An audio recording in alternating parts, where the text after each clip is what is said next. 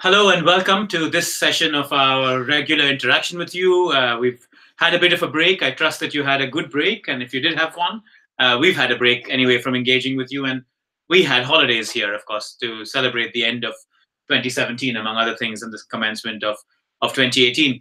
Thank you also for joining us in much larger numbers on the MOOC. It's great to see that the popularity of this MOOC is growing, and also for the questions that you've been sending on. A special mention to say that Chiteshwari Devi, who's normally hosting this session, is unfortunately not with us today because she's engaged with a public lecture that's being organized in New Delhi. So it'll just have to be you and me, Sarah. Oh, dear. And Rebecca, as usual, behind the scenes. Behind the scenes, Goading refusing us. to come into the front. Refusing to come into the front, but feeding us with questions that you might have. So please do have those questions coming in. Okay, so Sarah and I had a conversation about this before, and we thought we'd like to divide this session into three parts, really. First, address a question that has arisen from Clara Maria Lopez Rodriguez from Peru, I think, judging by the context of the question. Then we wanted to review a little bit what 2017 really meant in terms of rights discourse and in terms of the gender issues. It was packed full of lots of different issues. We wanted to maybe just reflect on some of the themes that emerged from it. And then, of course, at this point in time, you're looking at the issue of disasters. So we wanted to ask that question around the role of humanitarianism, whether the structures we have are adequate, whether we need more, how you would have that go. And I think in this context, we have a couple of questions from Nadeem as well with regards to Syrian migrants and some societies where people think disasters are actually sins. So without further ado, we'll start with that particular agenda, Sarah. We're going to start with the first question, though, from last week. I think so. I think we'd start with the question. This is the question from Clara Maria Lopez Rodriguez. Thank you for the question, Clara Maria. So Clara says, I have some questions regarding FPIC. That's free prior informed consent. You will recall that's the chapter that Cahill Doyle did with us, where he looked at the notion and the principle in law now that for any agreement to be legal and valid, it needs to have the full, free, prior, informed consent of the people that are affected and impacted by that. And of course, it's most relevant in the context of indigenous peoples and multinational corporations. So Clara Maria's question is about that. And she says, the ILO Convention 169, which again, you hopefully are familiar with, that's in the reading list as well, does not require consent, but only consultation. Some national laws that have transposed the ILO Convention, for instance, in Peru, only make reference to free and prior consultation. In these cases, if consultations are conducted, even though consent may not be reached, should the state be able to proceed with a project that may affect indigenous peoples, assuming that Article 16 of the ILO Convention does not apply? If the answer is no, how can that limit sovereignty be justified? And then a second element to that question is how it's related to self-determination. First of all, Clara Maria, you're absolutely right in pointing out the difference in language between consultation and consent. I think it's absolutely right that what you have said is factually correct, what ILO Convention 169 has, and the way in which it's transposed in the Peruvian law, as far as I'm aware, is also absolutely accurate. You have to remember that the ILO Convention 169 was passed in 1989. At the time when it was passed, the notion of FPIC, free, prior, informed consent, was on the anvil, but hadn't really been fully designed. So there was lots of talk there about the extent to which communities needed to have full consultation, but there wasn't really the notion that that consent had to be given. The more progressive companies had begun to look at the notion of consent, but essentially the milieu that existed at the time was still that consultation was adequate. So what you see here is a classic example of how laws get out of date. If you wanted to change the words of Article 16, what you would need would be a whole new discussion among state parties. But of course, how often can you have that discussion? And how often can you revise laws? So of course, now we have this belief, especially in international law, that we don't just look at the text of a convention. We also look at what's called opinio juris. Opinio juris, Latin for legal opinion. We also look at how it's interpreted. We look at what the key actors are saying about it. And we look at what the emerging standard is. So you can't just do a text-based analysis. Yes, according to the text-based analysis, consultation is all that's required. But we have moved well beyond the stage of consultation into the stage where actually that consultation has to result in something meaningful. That element that's meaningful has to be the actual consent. And that consent has to be arrived at through a process that was prior, so it has to have happened before any decision emerged. It had to have been done on the basis of full information. And this is important because, of course, we live in a time of fake news. I would argue we always have. But it's important that people understand what exactly it is they're consenting to and what is it that they're being asked. And it has to be free. There has to be no coercion with it. So that's the classic situation by which consultation that was there in the 1989 document is now largely out of date. Of course, you will have states who insist on using the lower, older standard, but we need to hold those states to a higher standard now. Civil society needs to play a role. Advocates need to play a role. Corporations need to play a role to ensure that when there is a project that happens, whether it's indigenous peoples or any other community, that the notion of free, prior, informed consent is central. So I hope that addresses that bit of the question.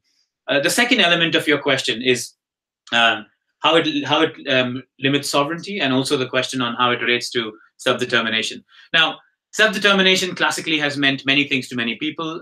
The old idea from the French and American revolutions was this idea that you can only have government that's legitimate if people freely consent to it. And that was the notion of self-determination.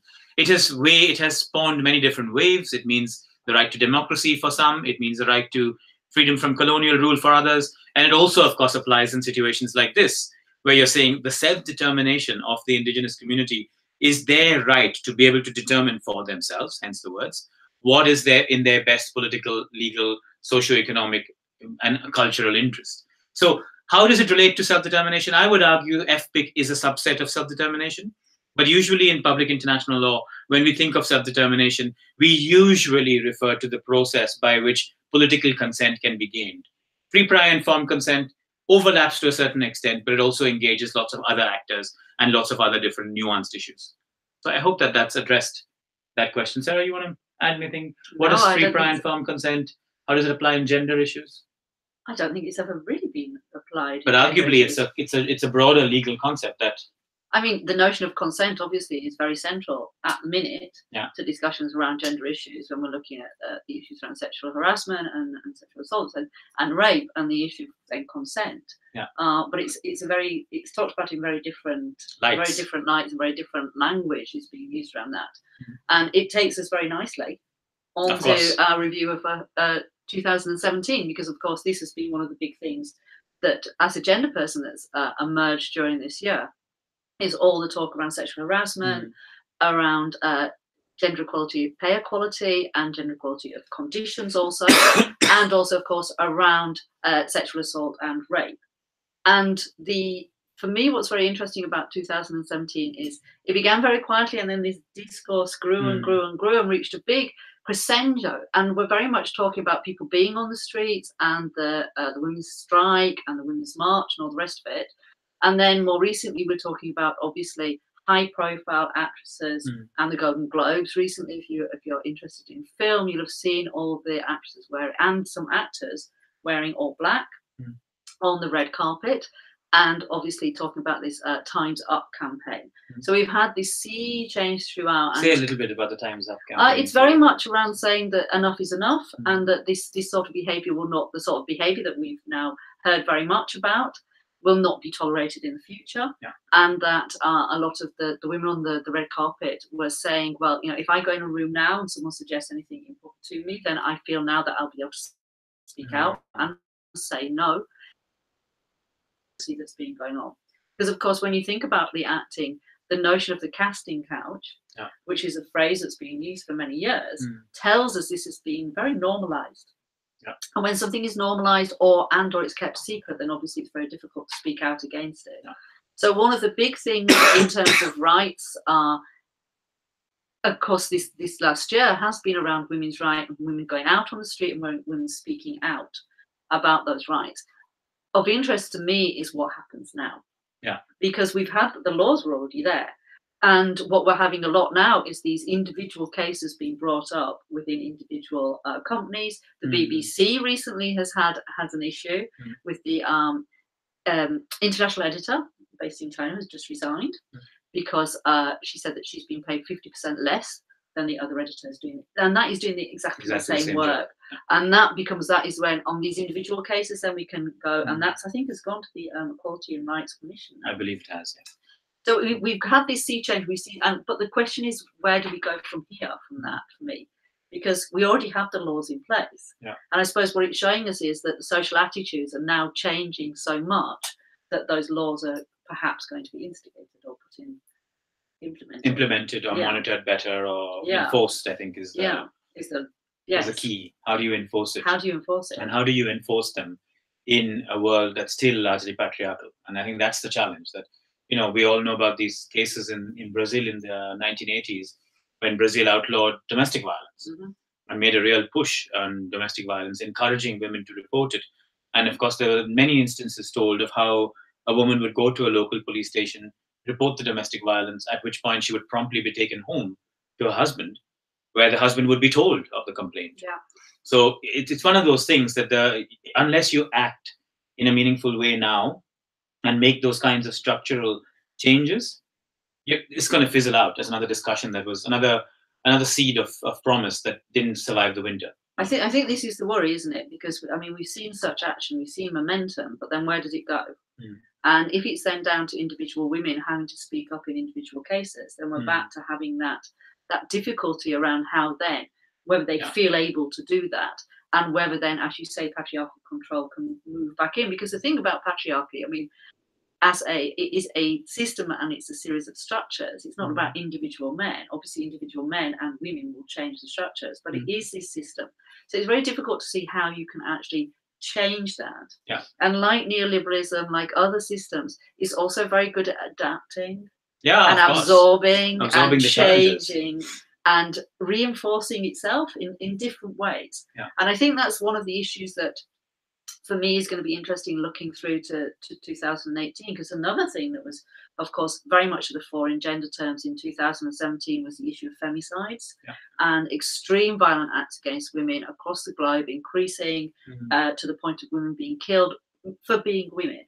So this notion of femicide, at the same time, we've got this speaking out against sexual harassment in the film industry and big corporations. We've got women being killed on the street in public places, and collective violence from gangs of men, sexual violence often, against women in very public places. And then you've got these two juxtaposed.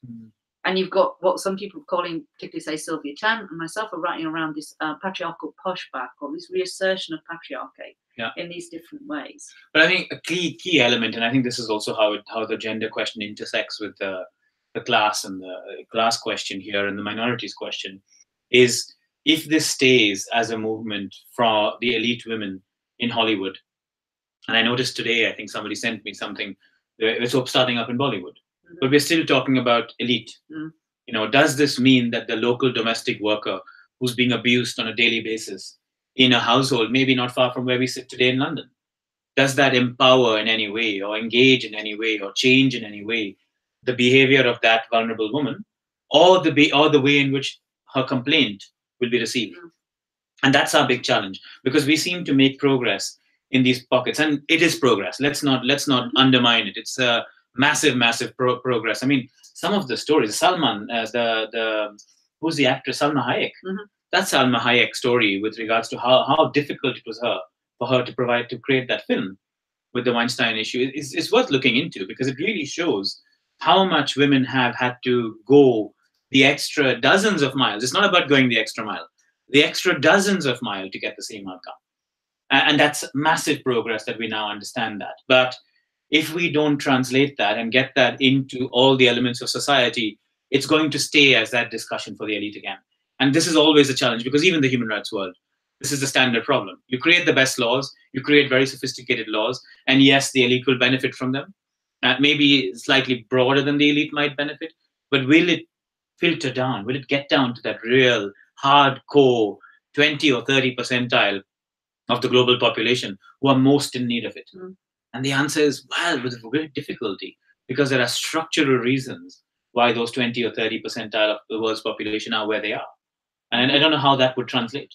I think also what you're seeing is, I mean, it was very interesting on the red carpet again. Some actresses did bring activists with them as their partner to try and make that link. That's got to be a good across. thing. Yeah. So I thought that was a very positive sign. But of course, when we look within that, it is, as you're saying, who's involved in these campaigns, and also who's taking ownership of them? Because obviously women of color are very vocal, saying, well, this is nice and this is all getting this publicity because of who these women are and what they represent. And women of color, of course, have the same but intensified or different experiences that they face. And then, as you're talking, if you're a woman of color or an indigenous woman in, for example, if we think of these actresses' houses, one would assume they've got a large number of women on their staff working for them, and then we've got to look at that whole of that and what's happening with those women, how those women are being treated within these households, and if they wanted to make claims.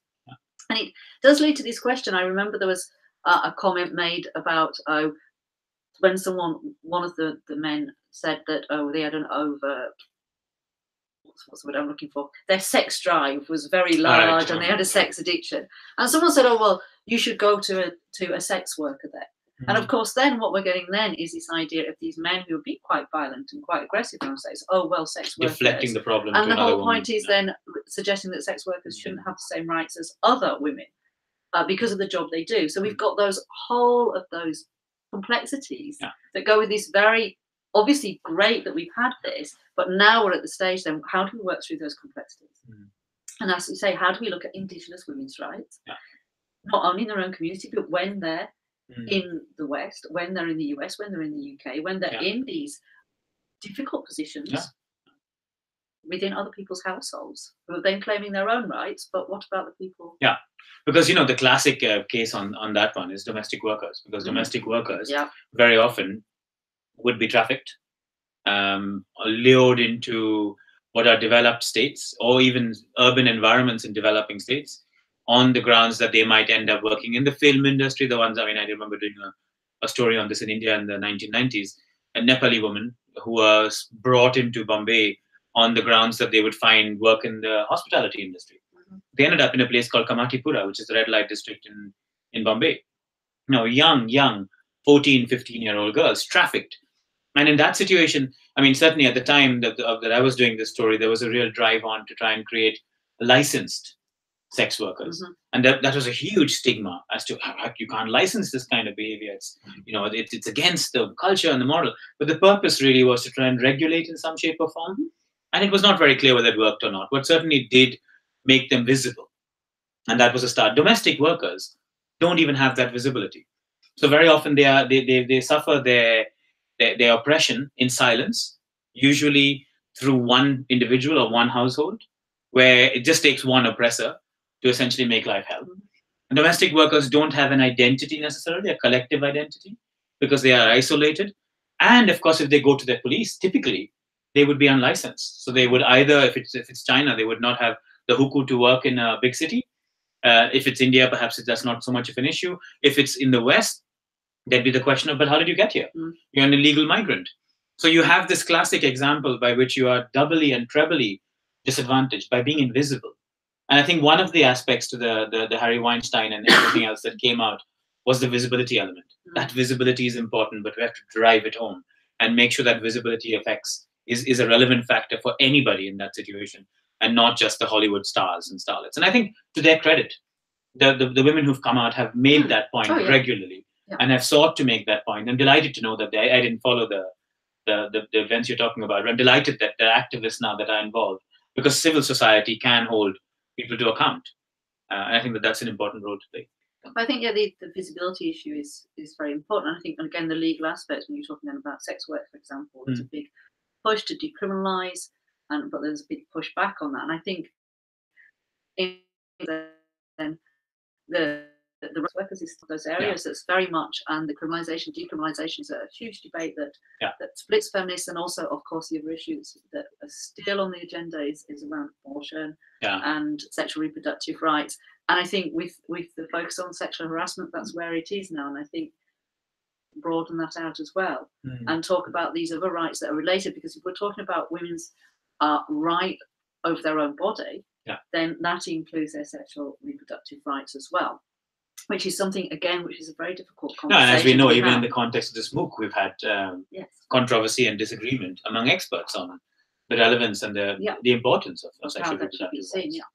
And from your perspective, as you say very often, the SDG agenda didn't pay enough attention to that question. And it wasn't for want of trying. You know? So, no, I mean, it's very much something that splits states. I mean, that's one of the problems. If you're going with a big UN agenda, then everyone has to agree. And there's certain points that countries cannot agree on. Yeah. And women's bodies are one of them, which is ironic that here we are in 2017 and still women's bodies are sites of battles, of power battles. Yeah.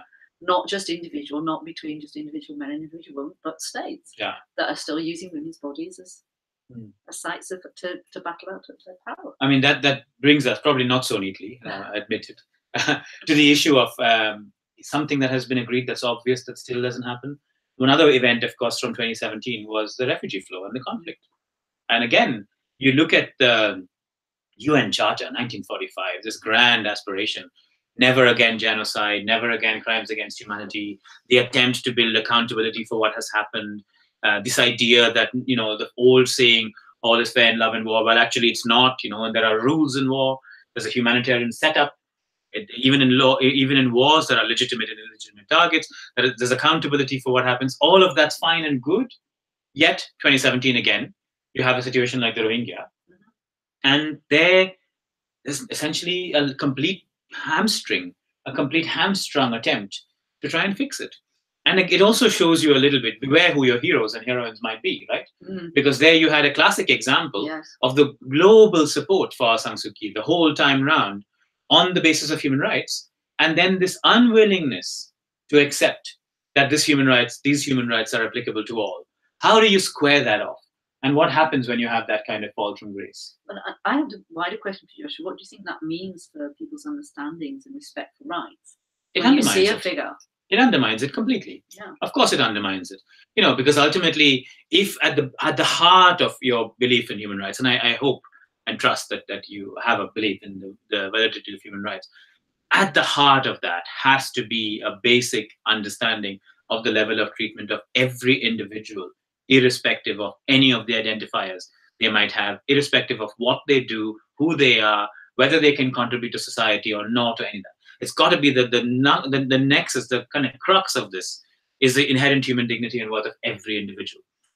You start making a selective argument. When my rights are affected, then it's the biggest issue. When I choose to not accept the violations against anybody, and of course it undermines your case tremendously.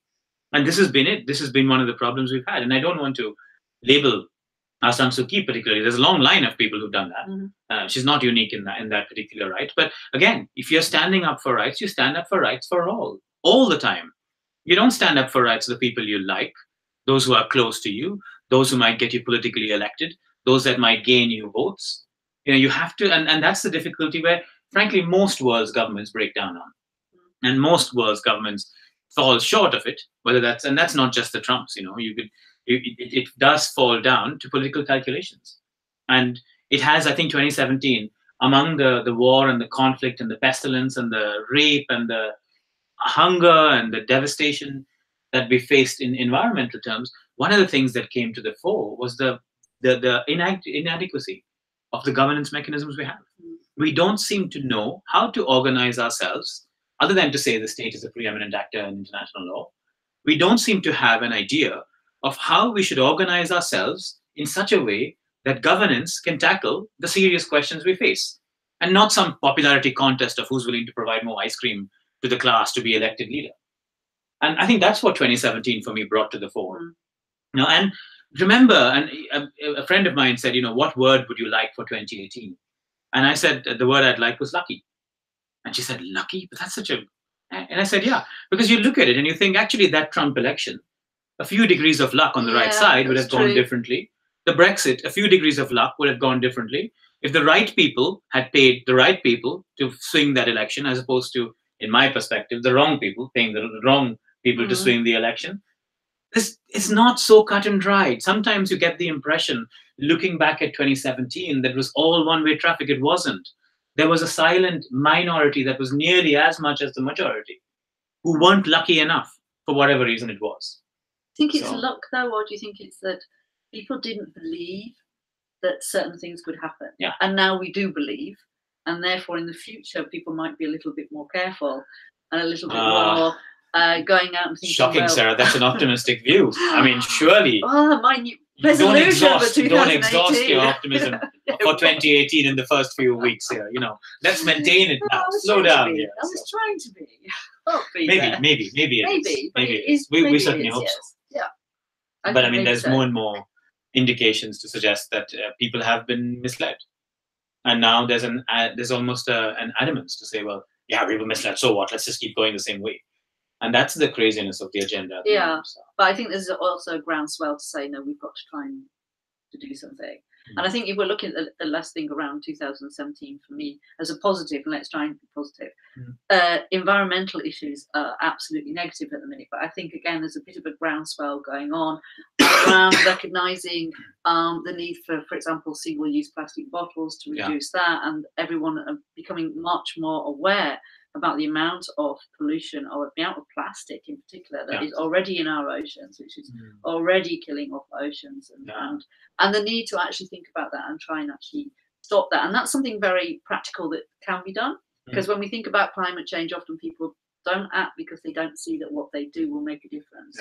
But here's something very real and very tangible that everyone can get involved with. And I think as we're moving forward to 2018, and hopefully that is something that people will be picking up on as being something we can each all do. And again, so I think the environmental issue is obviously a key thing from 2017 going into 2018, and we see it in, and I think also this interaction with climate change, and as you said about the movement of people and so-called natural hazards and natural disasters are going to increase with the climate change, and we are seeing that. We're seeing these, well, we look at the snow we've had certain areas have had across the globe recently. We've looked at heat waves we've had raging forest fires at the same time. We've had the wettest time in other countries. So we've got this huge impact of climate change playing out in terms of natural hazards, and in terms of, therefore, because they're occurring, these events are occurring in places where they didn't used to occur, or where people are not prepared for them. Of course, that's when we get the disasters.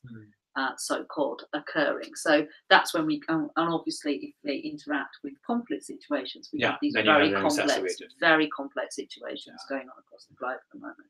I mean, that we should go into that theme on humanitarian, but just one thought from 2017. I attended the T20, that's the think tank 20 of the G20, and at that, of course, this was in Berlin when Trump famously reneged on the Paris Agreement. And I thought Jeffrey Sachs made a great speech there, and it's probably worth checking out on YouTube, where essentially Jeffrey Sachs's argument was, you know what, we have to do this despite the governance we have. If we're relying on governance to provide us with any guidance on this, forget about it. You're going to be waiting a long time. These guys aren't interested in governance. I mean, Trump's biggest achievement to date has been the tax breaks for the richest 1% in the world. So if we're relying on government, we're barking up the wrong tree. And I think very much like the questions on environment, which I think you're absolutely right, there has been a groundswell of a reaction to that, where the world's other powers said, yeah, well, if Trump wants to go, fine. We're not going to see a race to the bottom. No. We refuse to do what normally happens in these agreements, which is essentially political scientists call it prisoner's dilemma. If Sarah decides to pull out, I think, well, why should I be here? I don't want to be here either, so I pull out. And of course, the whole thing gets unraveled. And I think with Paris, we saw that determination. You know what? This is just, forgive my parlance, an idiot. We don't need to really pay much attention to what it is saying and doing. Hopefully, he'll be less and less relevant. It's not up to us to vote him in or vote him out anyway. So we need to get on with the job of making sure that the world we want in 2050 or the world we want in 2030 is different from the world that we have in 2017, that allows people like this megalomaniacs to seize what is called popularity contest. And I think if that is the message that comes out of 2017, then it all goes well for 2018. And perhaps the environment one, I think it's perhaps overstating it to think that that's what happened, but I think we have to engineer that to happen. That's the. You've got questions from Nadeem about yeah, and it actually ties in with something we've just been talking about, because she has a question about whether why is it that Syrian migrants attract more attention than those from Yemen or Burma? And what is it about it? Is it that they share religion, but is it because of geopolitical location, culture, or language? And I think there's a number of factors that explain why. And if we look back over the year, why certain events have led to much more interest from the media and much more reaction than others. One of them is in terms of fatigue. If something has been going on for a long time, very quickly slips off the radar of the general public and the media because it's no longer news. I remember news they think must be something new. So we've got that going on the one side. We've got also the idea, of course, geopolitical considerations are incredibly important. And as we said, in terms of Syria, of course, we've got this ongoing issue, which is important, politically speaking. And then we've got other areas which aren't quite seen to be so geopolitically important. And therefore, we don't see so much response to them. And therefore, also, we don't see what's going on there. And I think when we were talking about women's bodies as being sites where power played out, then there are suggestions from organisations like Human Rights Watch that within, for example, within the ethnic cleansing in Rohingya and Burma, we've got this notion of also women and rape being used again as a weapon of war in Central African Republic as well. And so while we're talking about all these move forward in terms of sexual assault and sexual harassment amongst actors and all the rest of it, at the same time, we've got women being raped as a weapon of war, and this is systematic. This isn't individual men. This is something that's been seen as part of the tactic to actually cleanse and humiliate and destroy ethnic groupings, and that's still going on at the same time, but it's not seen in the same way. And this is where we've got this difference between, and again, it's seen as the need for a humanitarian response rather than a general response, and we've got this division between what's seen as normal day-to-day, which we can all act on, and what's seen as humanitarian and completely out of the ordinary.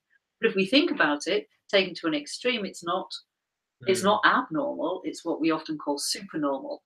The idea that if we take everything to an extreme, this is what we get. And it's not something that is unusual to our society. It's something that could occur if the conditions are there. And I think then the humanitarian response is often very much not on the gender level, because that's not what it's set up to do. It's very much set up to fly in aid. And even if we look at the aid, often it's not another big movement that's going on at the moment is around period poverty. I don't know if you know much about that. That's very much a big move at the moment. That, for example, here in the UK, that there's people who can't afford sanitary towels for when they are menstruating. And of course, when we look at humanitarian response, often that sort of product is not provided. So, and also, of course, family planning is something that's not thought about. But we're in a situation where we've got increased sexual violence, rape, etc., and we've got all that. But the humanitarian response doesn't see itself as able to think about, because what it's thinking about is getting water, shelter, food, medicine, and that's what it does, and that's what it does well. But we've got this division between the humanitarian response and everything else, like development or just normal governance, that isn't then kicking in and actually meeting the needs of these populations, these very large populations of people. Very large now, very, very large across the globe. I started off being optimistic a while ago. No, but I remember reading, and this is something I'd recommend you do look up Eric Hobsbawm's books on history. But essentially, one of the things that Eric Hobsbawm talked about that characterized the 20th century was a persistent state of war. And the humanitarian response we have is based on war being the exception. So you already have a problem there. You think war is an exception because of where you live. Actually, war is a persistent state for many people, and peace is the exception. So if you build your system thinking, put it this way, if you live in a house and the chances of it catching fire are essentially 1 out of 1,000, your response is different to if you live in a house that is in a fire zone that is always going to catch fire. Or if you live in Japan, your chances of being in an earthquake are much higher than if you live in somewhere else that doesn't have. So your level of preparedness is different. And actually, for the vast majority of the systems we have, and this is the systems question that we wanted to consider, are set up on the grounds that war is an exception and not a persistent state. Also, the reason it's set up in that way is because the people who've designed those systems are from places where war is actually an exception. So this was almost a, oh my God, shock horror, look what happened in World War II, let's design a system never again, never again, never again. So the states in Europe come together with the states in the United States of America and Russia even and say, never again, this will never happen again. Meanwhile, in Africa and Asia and Latin America, war is a persistent state. So this whole never again is fine and looks nice on paper, but is already assuming that these are Pacific societies, and they're not. But I think the very use of the term war is also, if we talk about conflict, then across the globe we can see conflicts at all levels all the time. But when we talk about war, I think from the West we tend to think about Second Two World armies War. We think across the border. But of course, civil conflicts are occurring, as you say, everywhere. And again, in the terminology matters, because if we focus more on conflict, then obviously we can see a whole spectrum. And some areas, there's always conflict going on. There's no peace. You see, you apply that that strand to Nadeem's question on why different Syria, Yemen, and Burma, and you say, well, absolutely, geopolitics is big here. Yemen is seen as being part of the Saudi Arabian corridor. Saudi Arabia is one of us, in inverted commas, because I don't know who us is anymore. And so there's no questions. It's harder. By the way, the same with Bahrain, because that's in the Saudi corridor. We haven't really paid attention. Now, Syria, different, because there you have a government we don't like that might be aligned to Russia, that is aligned to Russia. You have the prospect of this whole tinderbox argument. If Syria goes, Lebanon goes. If Lebanon goes, Israel goes. If Israel goes, the whole of the Middle East can be up in flames, right? So there's the tinderbox argument as well. The Rohingya have been portrayed for the longest time as being undesirable Muslims in Burma. And people have bought into that argument. So all of a sudden, this idea of the inherent dignity and worth, an equal inherent dignity of the worth, out of the window. If you're Yemeni, your treatment is likely to be better than a Rohingya, but not as good as a Syrian. So you have that. I mean, I remember as a journalist in India in the 90s, we used to make this joke about the value of human life, where one American life, somebody once did a survey, I don't know how accurate it was, and that I couldn't count at that time either. So I'm not suggesting that this is science, more or less. But essentially, there was this argument that one American life, in terms of column inches, was worth 10 European lives, was worth 100 Middle Eastern lives, was worth 1,000 Asian lives, was worth 10,000 African lives. And actually, as a rule of thumb, check it out. Check out, for instance, how much has been written about Darfur. Compare that to how much has been written about Northern Ireland. Compare it. And I'm not saying, by the way, that stuff shouldn't be written about Northern Ireland. What I am saying is, if we believe in the inherent dignity and worth of every individual, the fact that masses of them are dying is worthy of comment and is worthy of solutions. But if you don't report it and you don't put it in your newspapers and it's away from your consciousness, well, then it isn't happening, is it? And I think this is why, so much of the underpinning element of Nadeem's question there is to do with that geopolitics and the interest we have. And if we believe that war or conflict is an aberration to the norm, then it's just, look, your house might catch fire. You might want to invest in a fire hydrant, as opposed to, oh my God, we live in a forest fire zone. This thing is going to blow up all the time. We need some robust measures. Like we might need to build a firewall outside our house. It's different. And I think that that's one of the elements that, for me, on the humanitarian side, is lacking, because the whole premise of that setup is that war will somehow, this war is not something that normally happens. Well, try talking to people in the wider world about that. Try talking to the world's vast majority of the 7 billion people. I don't think they'd agree. But I mean, what's interesting is that in this context, then, when you talk about how we conceptualize disasters or conflict, it sounds very abstract, but it's not. No. Because how we conceptualize these things have an impact on how we respond to behave. them. And therefore, if we conceptualize conflict as somehow outside the ordinary, then we have the humanitarian response. And it's got to be that short intervention, in, out, and that's that. Just to save lives, to keep, I don't mean just in that sense, to save lives, to keep people alive. And then if we look at natural hazards, well, we see them as somehow freakish out. I thought we don't use the word natural. Natural hazards. Natural hazards is, okay. So that's like earthquakes, hurricanes. So our natural hazards, if we see them as somehow odd, and another question that Nadeem had sent was around what we do if some societies see these hazards as being somehow down to the sins of the population or God-given. And that is an issue for those who work around just a response, because I believe that. And often it's quite interesting, because there was one, I think, the Southeast Asian tsunamis. The suggestion was that the reason they had occurred is because women had been out on the streets wearing revealing clothes, and it was God's punishing. So even then, I mean, you think I can't find a gender aspect. I can find a gender aspect in everything. Natural hazards, no exception. I have learned not to doubt that. So. No exception. So what we do have is this. That's an extreme, but we have this notion that it's something outside the ordinary. They're freakish events, but of course they're not. Hurricanes, we have hurricane seasons. We know we're going to have hurricanes. Earthquakes, they happen all the time.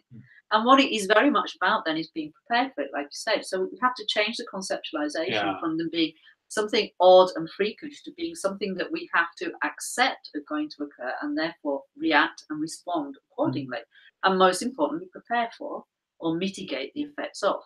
And so that's the sea change we need in terms of disaster response. And could we learn from that? Because I mean, earthquake, the technology is there, right? On earthquakes, certainly on earthquakes.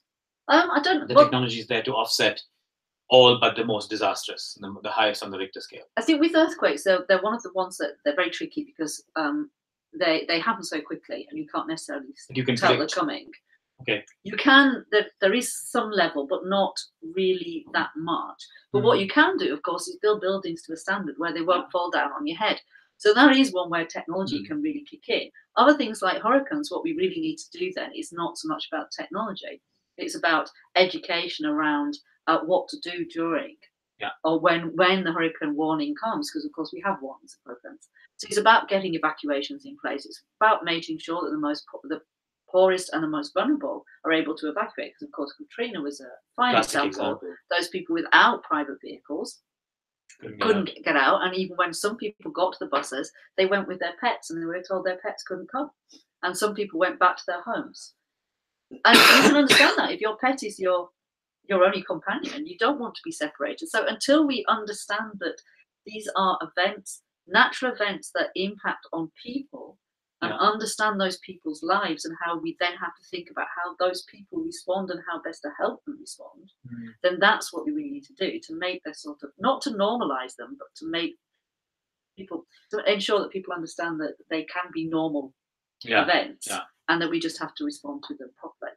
But we've got a whole host of gender issues with that, of course. With some people, for example, during typhoons, don't like to take their daughters to the shelters because they're mixed shelters. And they fear much more what might happen with men being around young women. So we've got all that. And then if you separate people, of course, you're separating families. And in large-scale events, often it's very difficult then to reunite them.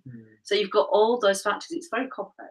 And Red Cross, I mean, what's your assessment in terms of, I know you have a whole chapter on Red Cross and Red Cross and Red Crescent. I mean, to what extent have they responded to the way in which the narrative has been playing out over the last few decades? Or do they still hold to the kind of 1919 vision? I think it was 1919 vision of how this should be played out. No, I mean, the Red Cross has evolved over time. I mean, it's a huge organisation. The Red Cross and Red Crescent Federation is a massive network. And one thing they do have is, and what people forget about, is actually have a network of volunteers.